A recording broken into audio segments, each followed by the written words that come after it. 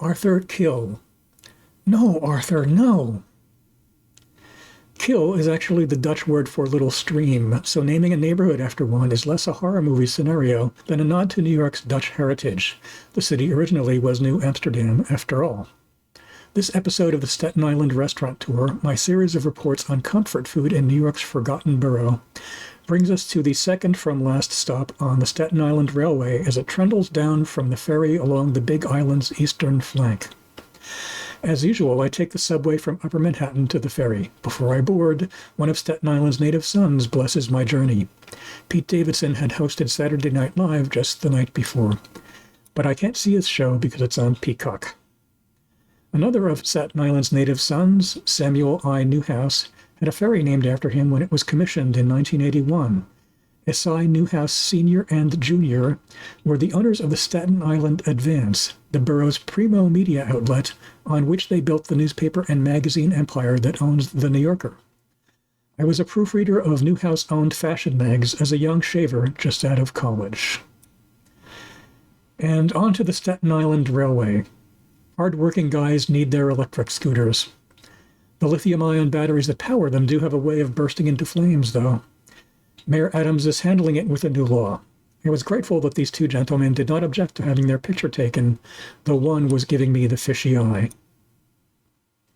One local point of interest in Arthur Kill is La Bella Marketplace, a supermarket, at least compared to anything in my neighborhood. Space-starved New York City tends to have smaller supermarkets than the burbs. Here's where you can get your golfera, your creminelli, your ravagnati, all of which are words I just learned. They're basically salami, and ham. It would make a pretty story to say I had red meat on the brain by the time I got to Fina's Farmhouse, today's lunch destination, but I didn't look up golfera, creminelli, and ravagnati until later.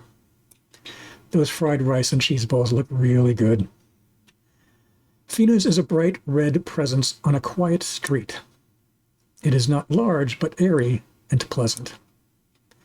The small table with stool was the best I could hope for on a Sunday brunch afternoon.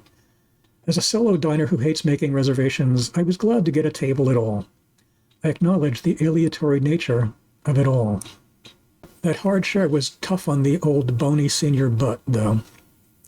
My table was lucky 13, the napkin dispenser informed me.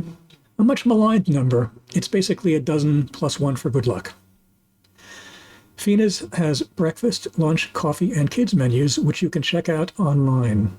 What caught my eye was the Farm Wrecker, a piquantly named foot-long hot dog that won out over the Wicked Tuna on ciabatta, which I may get back to someday. A friend had a foot-long at the Brooklyn Diner last year, the one down the street from Carnegie Hall, and having one today gave me a chance to deal with my foot-long envy. The price was also a factor. I ordered it with the salad option as opposed to fries or onion rings on the recommendation of my coronary artery. The server asked if I wanted everything, quote unquote. I answered, everything but ketchup. I hate ketchup on a hot dog. She agreed that ketchup on a hot dog was an abomination, or words to that effect, just as a good server would always say, good choice. The food arrived. It looked gorgeous, but it emerged that my footlong was not a footlong. It might have been a foot long or even better at some point, but that was before it was bisected both vertically and horizontally. A cruel thing to do to any phallic object, wouldn't you say? Ouch. And ouch. Careful with that axe, Eugene. Insanely ambitious as always, because I wanted my first footlong to be an indelible emotional experience, I carefully layered the delicious sweet fried onions on the bottom meat platform with mustard, and loaded up the top meat platform with relish and kraut. The result was hugely messy, with the footlong excreting wildly as I devoured it, and I used 8 or 9 napkins to wipe my face. This may not have been the best time to grow a beard, I reflected. The meat was rich and toothsome, light years ahead of supermarket Frank's. The bun noticeably sweet and substantial enough to stand up to the meat onslaught. Almost. Next time I might eat 1 or 2 of the 4 meat pieces with a fork and knife. This was a serious engineering project. Salad is, quote, the cleanup crew that comes after the parade, end quote, Stan Mack, or possibly one of his dinner guests, once remarked in Stan Mack's real-life funnies back in the glory days of the Village Voice. Since these trips are as much about exploring as eating, I decided to scope out the next rail stop and the restaurants near it. Google Maps made it seem simple. Just walk up Arthur Kill Road and go left on Richmond Valley Road. Both streets have rail stations named after them, with the latter hosting several restaurants on the tour's master list. But walking conditions were quite hazardous, I discovered.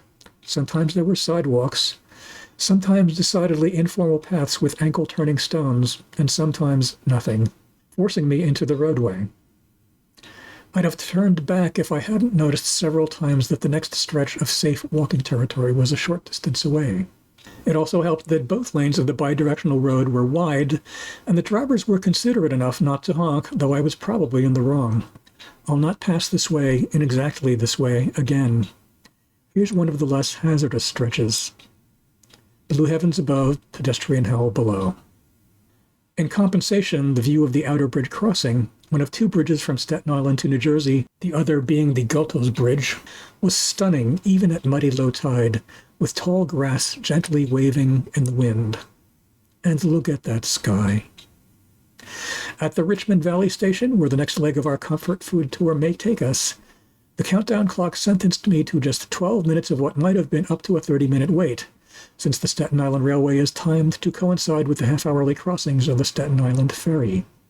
The company was soothingly low-key, and the playlist may have been in Arabic. People who sit quietly and mind their own business are my favorite kind of New Yorkers. Nice cologne, too.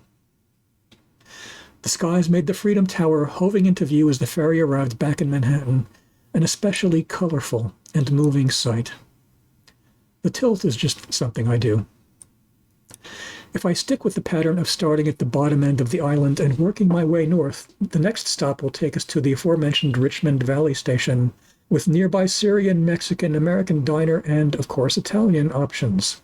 I may have to return to Richmond Valley several times, not necessarily for touring, just for eating and relaxing. The people are nice, and I'm less tense here than I am elsewhere in the city. Staten Island, I'm discovering, is a wonderful place to be alone with your thoughts. If you're enjoying the Staten Island restaurant tour, you can follow the blog version at medium.com. To follow the YouTube version, click follow next to my name at the top. Then click subscribe to get emails on new episodes. See you soon.